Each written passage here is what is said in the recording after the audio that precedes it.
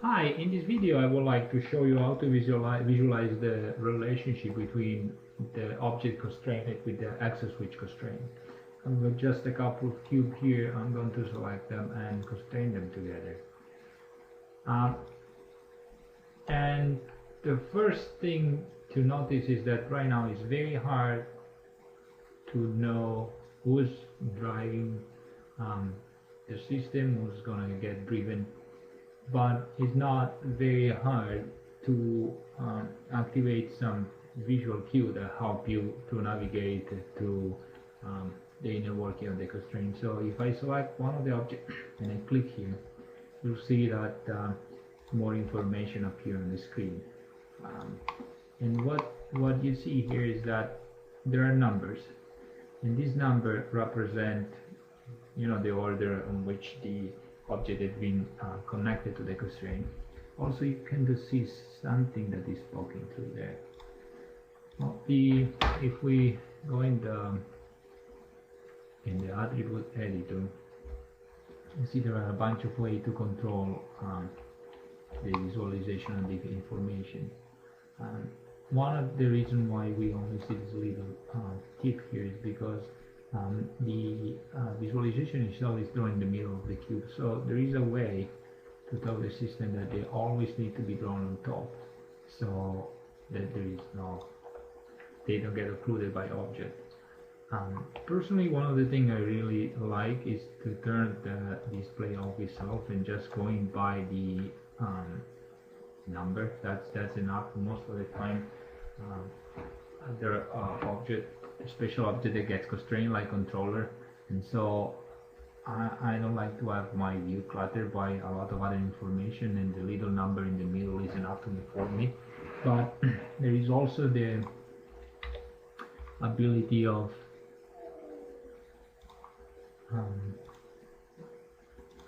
setting the object, so one could put them like down there, for instance. Each color has its own meaning. So greens, the color can be set up through the channel, the attribute editor. By default, green means that that is the object that is driving the system, and this pale blue just means that the object is constrained. Purple means that the object is being masked, and this black is that it's being disabled. And disable is the standard blending that every constraint has.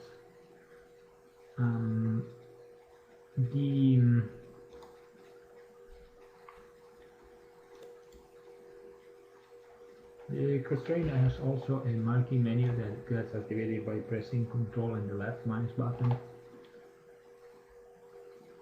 It can be used to set the driver or setting different mask or setting keyframe. By default, the behavior is that every time an object is selected, you become the master.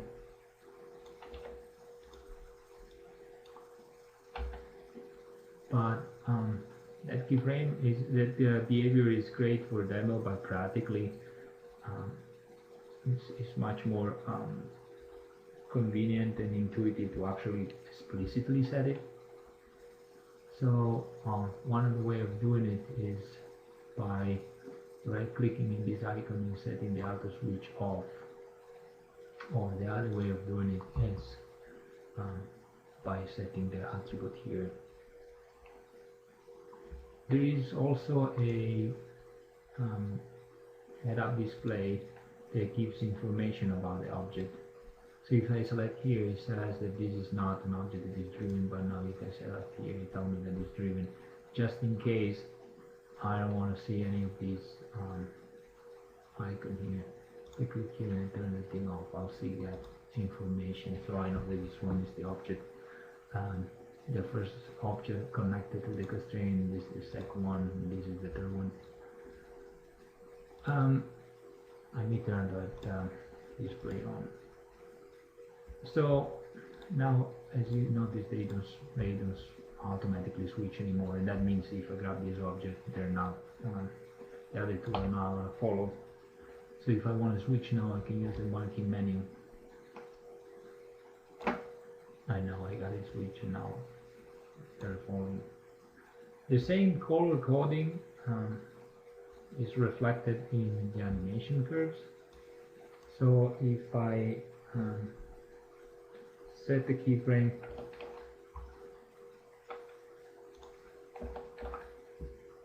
maybe a couple of keyframes on this guy, you'll see that the tick here and the time slider and in the graph editor actually the same color. If I let me turn out the switching on again.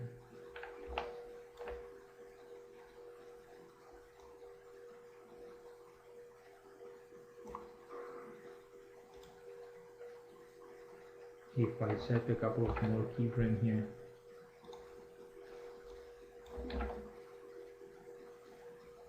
and then let me turn that off again.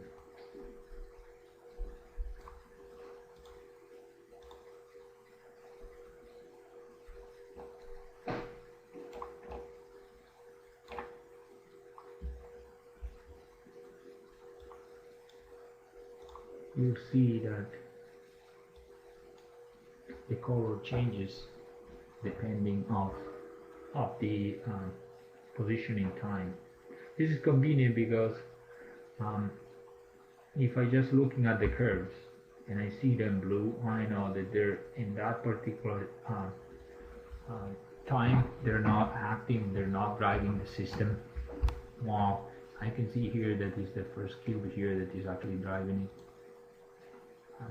If instead of selecting the object I select the constraint itself, I'll get a complete view of everything that is going on.